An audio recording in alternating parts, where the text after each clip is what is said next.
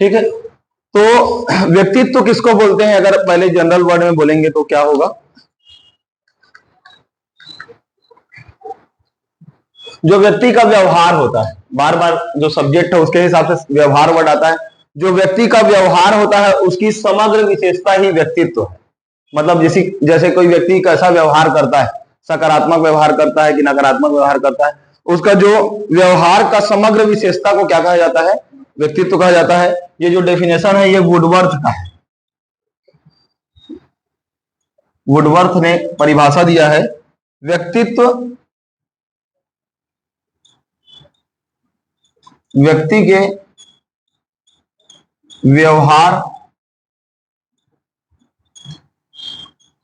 का समग्र विशेषता है।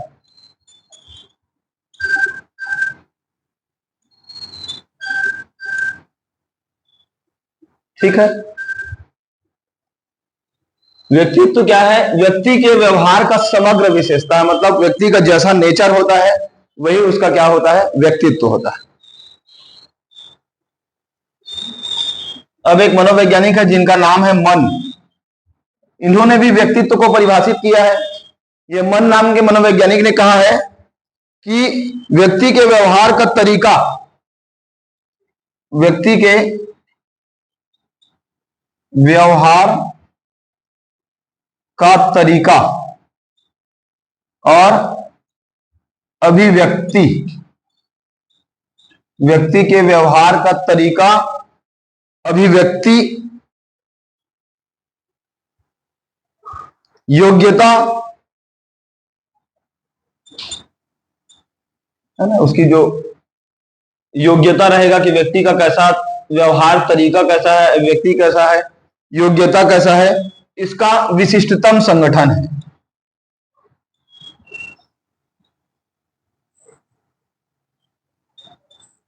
समझ रहे हो? व्यक्ति के व्यवहार का तरीका, उसकी अभिव्यक्ति, उसकी योग्यता के विशिष्टतम संगठन को क्या कहा जाता है? व्यक्तित्व कहा जाता है। किनके अनुसार? मन के अनुसार। ठीक है, अब हम थोड़ा सा देखते हैं ये जो व्यक्तित्व है इसका सिद्धांत क्या क्या है।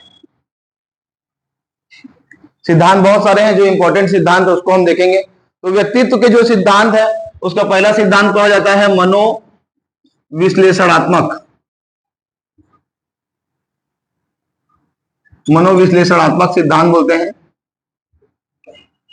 याद रखना है, मनोविश्लेषणात्मक सिद्धांत मतलब किनके द्वारा दिया गया है। मेन आपको जानना है कि मनोविश्लेषणात्मक जो सिद्धांत है वो सिगमंड फ्रायड के द्वारा दिया गया। रोज रोज बता रहा हूं मैं।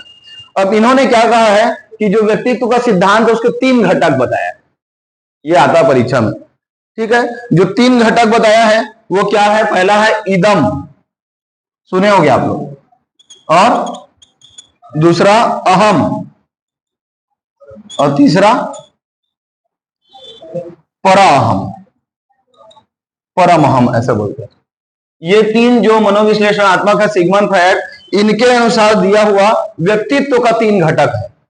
तो इदम को बोलते हैं आईडी, ऐसे लिख सकते हो, क्या है? आईडी। और उसके बाद अहम को बोलते हैं ईगो, ईगो नहीं रखना है बोलते हैं। और एक और है क्या? परमहम को क्या बोलते हैं? Super ego.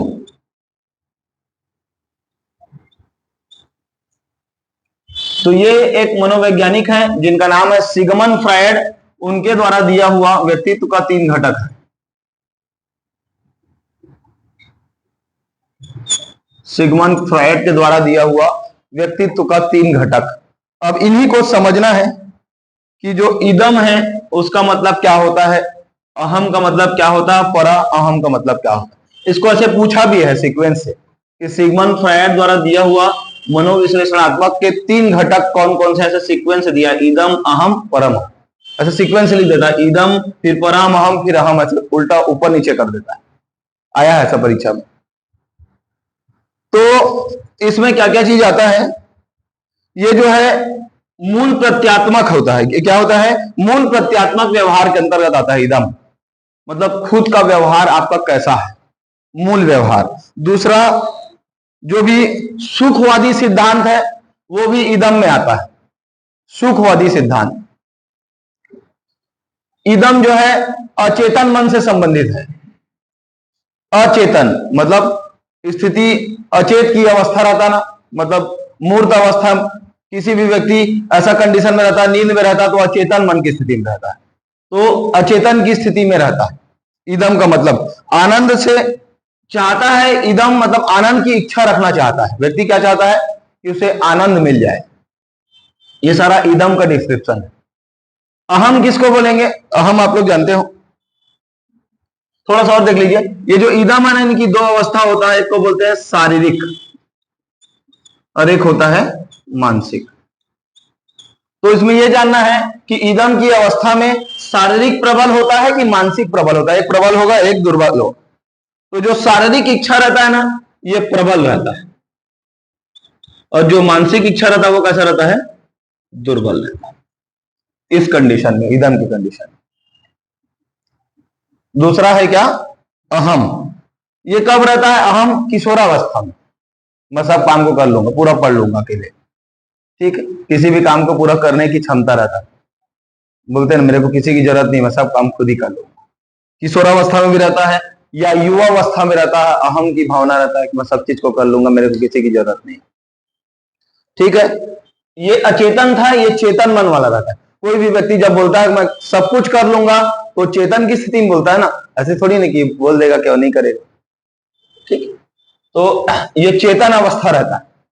किशोरावस्था और युवावस्था में व्यक्ति अहम की भावना रखता है। उसके बाद वास्तविकता में जीता है। कोई भी व्यक्ति ईगो रहता है, मतलब उसको पता रहता है, उसके बाद बहुत सारा चीज रहता है या फिर बहुत कॉन्फिडेंस रहता है, तब ईगो रखता है। अपने मन से ईगो रखने की बात अलग है। कुछ कुछ रहता है जिन्होंने ईगो रखते हैं, मतलब उनके में क्वालिटी होता है ना। और ये अपने बात को मनवा लेते हैं। जिन्होंने ईगो रखते हैं उन लोग किसी दूसरे से अपने बात को मनवा लेंगे कि आपको ये बात को मानना पड़ेगा, मेरे साथ सब लोग चलना है। ऐसा बोलता है। जो वो रहता है, युवा रहता है, वो अपने पीछे पीछे बहुत सारे लोगों को लेकर चलता है, ठीक है। तो नेक्स्ट है क्या? परा अहम, मतलब सुपर ईगो। सुपर ईगो कैसा होता है? ये जो सुपर ईगो है ना, वृद्धावस्था में पाया जाता है। मेरे से सर्वोपरि कोई नहीं है, ठीक है। सुपर ईगो, बहुत ईगो में रहते हैं। कब आता है ये? वृद्धावस्था। और ये कब आता है? किशोरावस्था, ठीक है। ये आदर्शवादी सिद्धांत में चलते हैं। पराहम वाले लोग किसमें चलते हैं? आदर्शवादी होते हैं, एकदम उनका नेचर आदर्शवादी रहेगा। त्याग और बलिदान की भावना रहता है।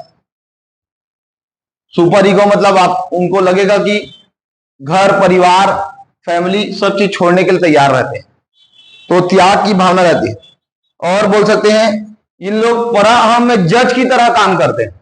इनका निर्णय क्या होता है? सर्वमान्य। देखते हैं ना, घर में शादी ब्याह का बात आता है, फाइनल व्यक्ति दादाजी बोलेंगे तभी फाइनल। जज है वो, जज से कम है क्या? कोई भी बड़ा डिसीजन होना रहेगा, घर वर खरीदना है, तो दादाजी से पूछेंगे, कुछ नहीं, केवल फॉर्मेलिटी है। जज, तो जज की भावना कहां पे होता है? पराहम में होता है। वैल्यू दिया जाता है, ठीक है। और नैतिकता पर आधारित होता है, क्योंकि व्यवहार है। जज इसलिए बनाए हैं ताकि उनके बात को माने, वो हमारे से बड़े हैं, तो बड़ों का बात मानेंगे तो काम सफल होगा, ऐसा सोचते हैं। तो नैतिकता पे आधारित होगा। तो ये तीन तरह का मनोविश्लेषणात्मक के घटक है, जिनको किसने दिया है? सिगमंड फ्रायड ने दिया। अब सिगमंड फ्रायड ने बोला है कि बाल्यावस्था में, आपको पहले ही बताया था, बाल्यावस्था में दो ग्रंथियों का विकास होता है, जो लास्ट टाइम भी मैं बताया था। तो इसको इन्हीं ने बताया है। एक को क्या बोलते हैं? इलेक्ट्रा ग्रंथि। ये आया कई बार परीक्षा में, इसलिए फिर से बता रहा हूं। इलेक्ट्रा ग्रंथि। और एक को क्या बोलते हैं? क्या बोलते हैं? ठीक है, इसके बारे में जानना है आपको। ये क्या है और क्यों इंपॉर्टेंट है? तो पहले तो देने वाले कौन व्यक्ति है, क्वेश्चन याद रखना है कि ये दोनों ग्रंथि को बताने वाले व्यक्ति कौन है? सिगमंड फ्रायड है। ये इलेक्ट्रा ग्रंथि जो है वो पितृ प्रेम को दिखाता है। मातृ विरोधी और पितृ प्रेम, है ना, ज्यादा पिताजी को प्रेम करेंगे। तो इलेक्ट्रा ग्रंथि किनके पास रहेगा? बेटी के पास। बेटी लोग ज्यादा प्रेम करते हैं पिताजी से। और ओडिपियस ग्रंथि किन में रहता है? पितृ विरोधी और मातृ प्रेमी, ठीक है। ऐसे कहा जाता है घर में एक भाई और एक बहन रहते हैं, तो बहन लोग ज्यादा प्रेम करते हैं पिताजी से, ऐसा शुरू से ही चला आ रहा है। तो इसलिए ज्यादा प्रेम करते हैं क्योंकि इसमें क्या ग्रंथि होता है, कौन सा ग्रंथि होता है जी, इलेक्ट्रा। और एक और ग्रंथि ओडीपीएस जो है वो किसमें होता है, तो उल्टा है, जो जिसके में ग्रंथि रहेगा उस हिसाब से उनको प्रेम करेंगे। तो आपको याद रखना, इसको मैं लिख देता हूं, पितृप्रेमी, इसमें क्या आएगा, पितृप्रेमी, और इसमें क्या आएगा, मातृप्रेमी। सही लिखा, उल्टा तो नहीं। याद रखना, इलेक्ट्रा ग्रंथि उनमें होता है जो पितृप्रेम करते हैं, मतलब लड़कियों में होता है, और ओडीपीएस ग्रंथि मातृप्रेमी मतलब लड़कों में होता है। ये दोनों को भी कौन दिया है, सिगमंड फ्रायड ने दिया। बन जाएगा ये। अब देखिए हमने क्या पढ़ा, व्यक्तित्व क्या है, व्यक्तित्व कहां से आया है। अब देखते हैं व्यक्तित्व के प्रकार। अलग अलग मनोवैज्ञानिक ने व्यक्तित्व के अलग अलग प्रकार बताया। व्यक्तित्व का एक ही तरह का प्रकार नहीं है, बहुत सारा प्रकार है। तो हम देखेंगे अब व्यक्तित्व के प्रकार, मतलब पर्सनालिटी का क्या प्रकार होता है। तो एक व्यक्ति है जिसका नाम है हिप्पोक्रेटस। क्या नाम है, हिप्पोक्रेटस। इनके अनुसार व्यक्तित्व के कितने प्रकार हैं, तो पहले आपको जानना है इनके अनुसार व्यक्तित्व के 4 प्रकार। कितने प्रकार है, 4। अब 4 थोड़ा अलग अलग प्रकार है। पहले को बोलते हैं कफ पित्त वाले, ठीक, मतलब दूसरा होता है, कफ पित्त लिखा वाला नहीं है, अभी बताऊंगा डिस्क्रिप्शन। दूसरा है काले पित्त वाले,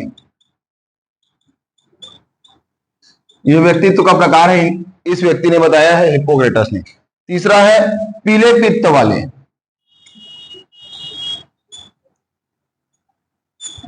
और लास्ट है अधिक रुधिर वाले।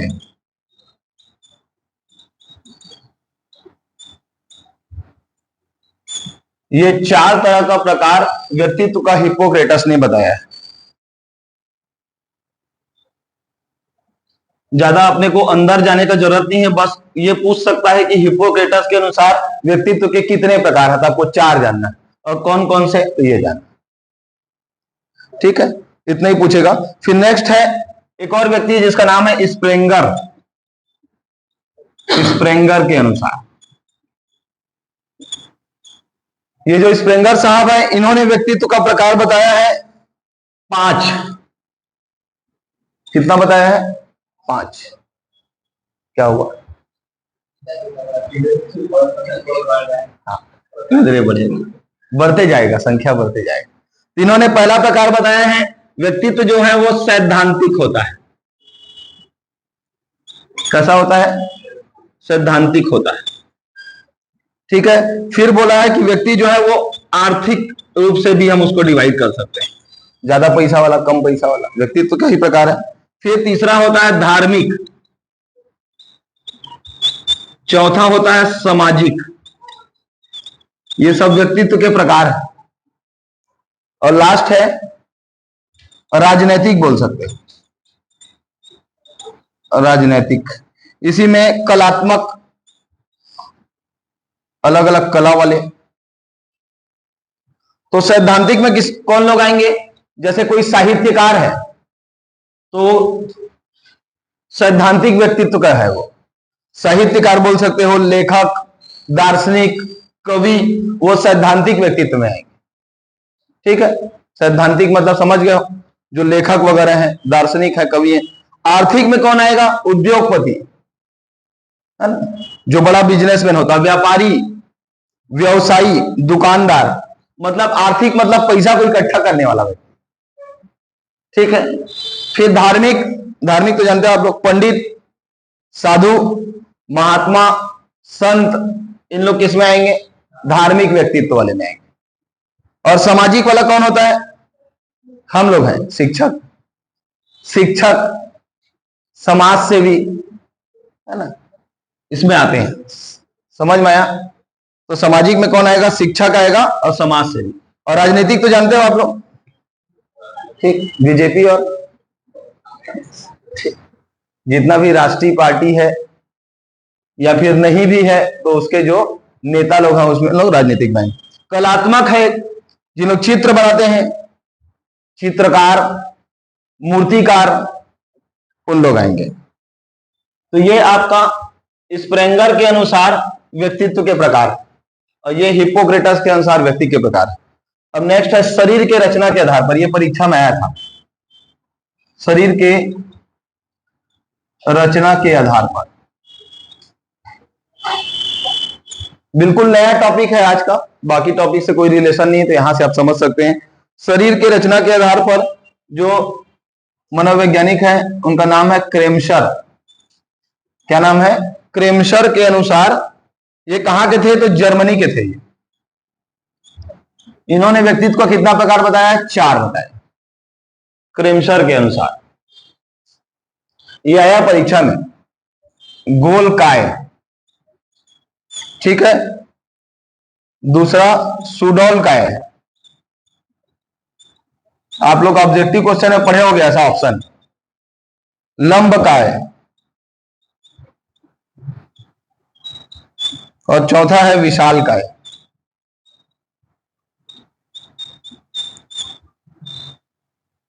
ठीक, इसको ज्यादा समझाने की जरूरत नहीं, व्यक्ति के शरीर के आधार पर आप लोग समझ गए होंगे, मोटू, पतलू, लंबू, है ना? ठीक है।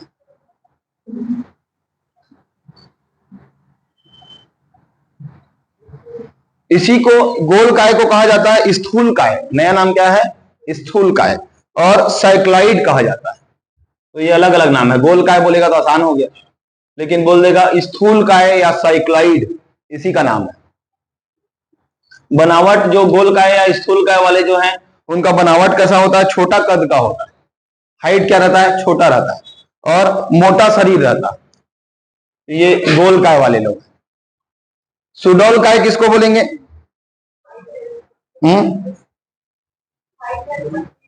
हाइट सब ठीक ठाक रहेगा। सुडोलकाय ना, सुंदर शरीर वाला बोल सकते, ठीक है। तो ये आप लोग बना लोगे, संतुलित शरीर रहेगा, ताकतवर रहेगा, जिम मास्टर रहेगा, सब ठीक है। उसके बाद क्या है? लंबकाय तो समझ 6 फीट ले ऊपर, हाइट बहुत बड़ा। और लास्ट है विशालकाय, तो जानते ही हो फिर, जिसका हाइट ही ठीक हो और बढ़िया मोटू हो, ठीक है। ये शरीर के रचना के आधार पर प्रकार है, लेकिन इनके जो विशेष विशेष नाम है उसको याद रखना है। गोलकाय का नाम क्या है? स्थूलकाय या फिर साइक्लॉइड। और सुडोलकाय वाले का नाम क्या है? खिलाड़ी काय भी बोलते हैं, खिलाड़ी काय और पुष्टकाय इसका। और लंबकाय को बोलते हैं क्रिशकाय, क्रिशकाय, सीजोआइड, सीजोआइड।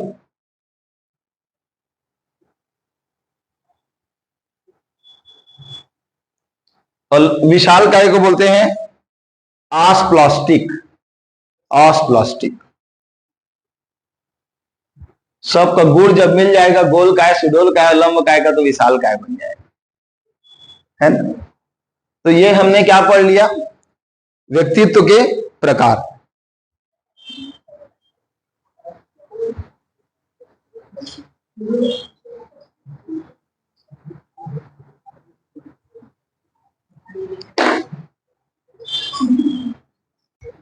क्या क्या 5 अवस्था है? पहला को बोलते हैं मुखावस्था।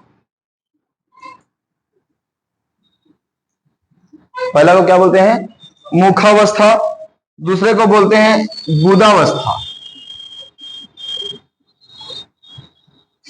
तीसरे को कहा जाता है लैंगिक अवस्था। चौथे को कहा जाता है सुप्तावस्था। और 5वें को कहा जाता है जनन अवस्था। ये जो विकास की 5 अवस्थाएं हैं, इसको भी किसने बताया है? सिगमंड फ्रायड ने बताया। मुखावस्था जन्म से 2 वर्ष, 0 से 2 वर्ष, ऐसे लिख देता हूं, ठीक है। फिर गुदावस्था जो है 2 से 4। लैंगिक अवस्था जो रहेगा वो 4 से 6। सुप्तावस्था जो रहेगा 7 से 12। और 13 से अधिक। ये जो मनोलैंगिक विकास की 5 अवस्थाएं हैं उसको सिगमंड फ्रायड ने ऐसे बताया और इसका अलग अलग नाम दिया है, जैसे कि मुखावस्था को मुख चूछड़ अवस्था भी बोलते हैं, ठीक है। फिर गुदावस्था को मूत्र मार्गी अवस्था भी कहा जाता है। लैंगिक अवस्था को लिंग प्रधान अवस्था कहा जाता है। सुप्तावस्था को काम प्रसूति अवस्था कहा जाता है और जनन अवस्था को जनेंद्रीय अवस्था कहा जाता है। तो और बहुत सारे अलग अलग नाम है जो एक दूसरे से रिलेटेड है, बन जाएगा, ठीक है। ये समझ में आ गया। अब नेक्स्ट है सील गुण का सिद्धांत, इसी टॉपिक का ही है सील गुण का सिद्धांत। ये आप लोग पढ़े हैं क्या बीएड में? सील गुण का सिद्धांत, इसके प्रतिपादक कौन है पूछेगा पहले तो Gordon Willard Allport. Gordon Willard Allport ये इसके क्या है? प्रतिपादक है। ये जानना है आईएमपी। सील गुण के सिद्धांत के प्रतिपादक कौन है? तो गॉर्डन विलार्ड आलपोर्ट।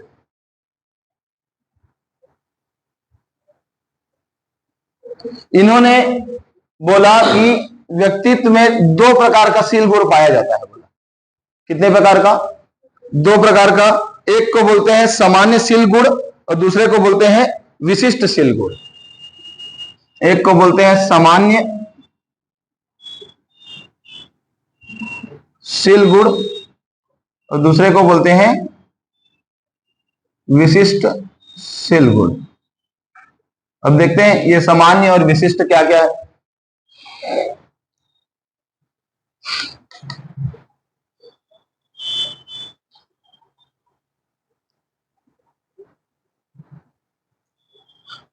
ये जो गॉर्डन विलार्ड आलपोर्ट जी हैं, इन्होंने कहा है कि जो व्यक्ति है उनमें 17,953 सील गुण पाया जाता है। एक व्यक्ति में इतना सील गुण पाया जाता है बोलता है। और ये जो सील गुण है इसके 4500 भाग हैं बोला है। सील गुण के कितने भाग हैं? भागों में विभक्त है 4500। और कितने सील गुण है? 17,953। अब देखते हैं कि जो सामान्य सील गुण है वो किसमें आता है। वह गुण जो प्रत्येक व्यक्ति में पाया जाता है, जैसे कि नॉर्मल व्यक्ति रहते हैं उनमें दया का भाव रहता है, प्रेम रहता है और सहानुभूति रहता है, ये नॉर्मल व्यक्तियों में होता है।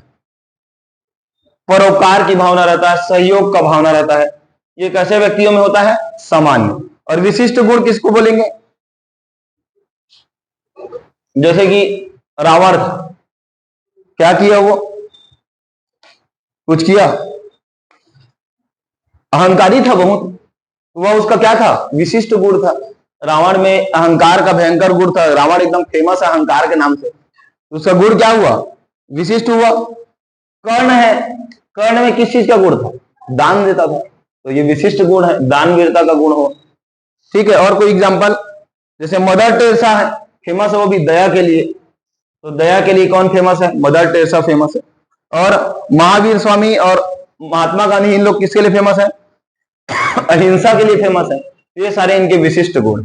और सामान्य तो जानेंगे, हम ही लोग हैं सामान्य, एकदम सामान्य, दया, परोपकार, सहयोग, थोड़ा बहुत हेल्प कर लेते हैं।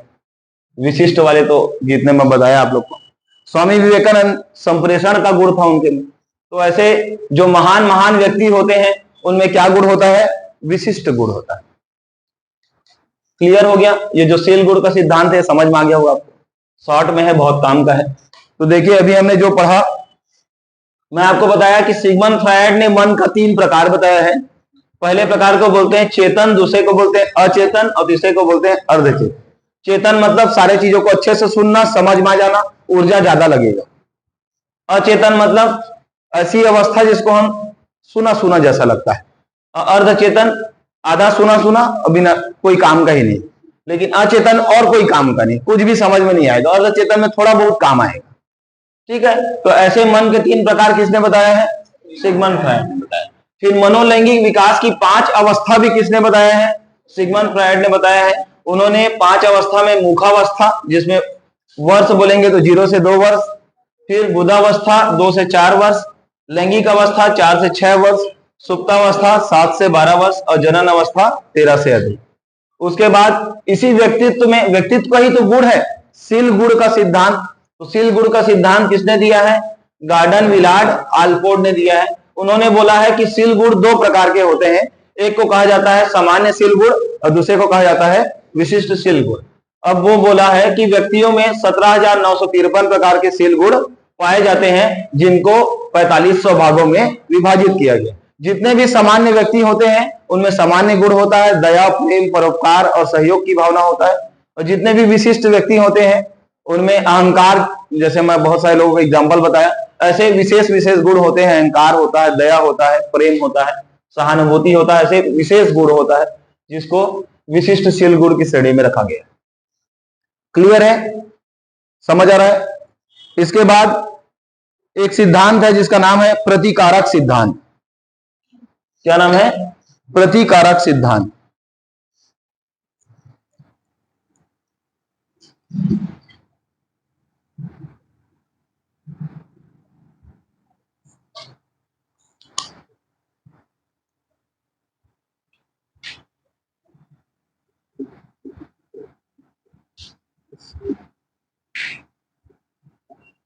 इस जो प्रतिकारक सिद्धांत है इसका एक और नाम है विशेषक सिद्धांत।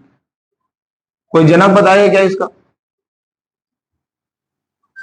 बताइए, कई लोग पढ़ लिए प्रतिकारक सिद्धांत और विशेषक सिद्धांत। तो इसके जनक का नाम है रेमंड बर्नार्ड कैटल। क्या नाम है? रेमंड बर्नार्ड कैटल, ये इसके प्रतिपादक है। सरल सरल वाला आएगा करके नहीं सोचना, हो सकता है ये सब आ जाए। मन तो है, शिक्षक भर्ती बार बार थोड़ी ना है, सब चीज को पढ़ लिए रहते हैं, कुछ भी पूछो हम बनाएंगे। हाँ, प्रतिकारक सिद्धांत या विशेषक सिद्धांत। इन्होंने क्या बोला है कि जो व्यक्ति होता है ना, उसका जो गुण है वो फिर से 2 प्रकार का होता है। ठीक है, एक को बोला है सतही शील गुण, सतही शील गुण, और एक को बोला है स्रोत शील गुण। ये जो रेमंड बर्नार्ड कैटल है, इन्होंने व्यक्तित्व को फिर से 2 भागों में विभाजित किया अपने हिसाब से, सतही शील गुण और स्रोत शील। व्यक्ति का वह गुण जो उसके बाल्य अवस्था में ही दिखता है, जैसे उसका रंग रूप कैसा है, कौन से कलर का है। जैसे पैदा होता है तो हम लोग बता देते हैं पूरा व्हाइट है, ब्लैक, ये बताते हैं ये गेहुआ रंग का है। तो सतही मतलब इसका कद काठी कैसा है, चाल कैसा है, व्यक्ति के जो बाह्य आवरण बोल सकते हैं, जो भी व्यक्ति रहता है उसका बाह्य आवरण जो गुण को दिखाता है उसको क्या बोलते हैं? सतही शील गुण बोलते हैं। और एक होता है क्या? स्रोत। स्रोत में क्या आएगा? जिसे जानने के लिए किसी अन्य माध्यम की जरूरत पड़ती है, नया स्रोत बोलते हैं। जैसे कि कुछ कुछ व्यक्ति के स्वभाव को किसी दूसरे से पूछा जाता है, वो कैसा है आचरण का, दूसरे लोग से पूछा जाता है कैसा है, ठीक ठाक है कि आचरण कैसा है, व्यवहार कैसा है। तो दूसरे के माध्यम से पता करना क्या कहलाता है? आचरण कहलाता है, व्यवहार कहलाता है। वो स्रोत शील गुण में आता है, व्यवहार को पता करना, आचरण को पता करना, दूसरे के माध्यम से स्वभाव को, उसके बौद्धिक व्यवहार को पता करना, ये किसमें आता है? स्रोत शील गुण में आता है। अब ये जो इनका शॉर्ट में बोला जाता है, इनको आरबी कैटल ऐसे ही बोलता है, कंफ्यूज नहीं होना है, ऐसे लिख देगा पूरा नाम, रेमंड बर्नार्ड कैटल या आरबी कैटल। ये जो आरबी कैटल जी है ना, इन्होंने इन जितने भी गुण हैं इनको 16 भागों में बांटा, या 16 कारक हैं इसके। कितने कारक हैं? 16 प्रकार के कारक हैं। पूरा डिटेल नहीं पढ़ना है, लेकिन जानना है कि जो शील गुण है इसको आरबी कैटल जी ने ये जो 16 गुण है इसको 16 धनात्मक शील गुण कहा जाता है, क्योंकि ये व्यक्ति के चरित्र से संबंधित है। ठीक है, बस जनरली मैं बता रहा हूं कि 16 में क्या क्या आता है। जैसे भावुक होना, इसका एक कारक है। दूसरा, व्यक्ति विवेकशील होता, भावुक होना, विवेकशील होना, स्वयं में सीमित होना। व्यक्ति क्या रहता है, अपने से ही मतलब रहता है, स्वयं में सीमित रहता है, मित्रता रहित होता है। फिर दबंग रहता है, यह भी एक नेचर है, शील गुण का कारण है, मेरे किसी से मतलब नहीं। ठीक है, फिर सादा एवं संयम व्यवहार वाला होता है। और कई लोग शर्मीला होते हैं, डरपोक होते हैं। तो ऐसे 16 कारक हैं जिसको हमको जानना है, ज्यादा काम का नहीं है। जैसे हमारा मूल प्रवृत्ति बहुत इंपॉर्टेंट था, जिसको मैकडूगल ने दिया था 14 प्रकार का, वो बहुत इंपॉर्टेंट है। लेकिन इसको बस ऐसे ही याद रखना है कि आरबी कटल ने शील गुण के 16 कारक बताए, बाकी अंदर से क्वेश्चन नहीं आएगा। एक लास्ट है मांग दबाव का सिद्धांत, किसने दिया है, बस ऐसे ही क्वेश्चन है। मांग दबाव का सिद्धांत हेनरी मुर्रे ने दिया, पढ़े हैं क्या? Henry Murray.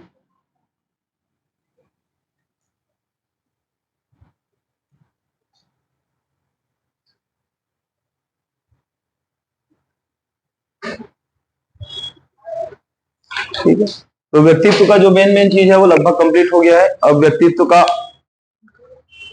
एक और टॉपिक है, व्यक्तित्व डिफरेंस या पर्सनालिटी में जो भिन्नता, व्यक्तित्व की विभिन्नताएं, वो टॉपिक बचा हुआ है, उसको मैं आपको बता दूंगा। यहां तक इसको कंप्लीट कीजिएगा, फिर ये टॉपिक आपका हो जाएगा कंप्लीट।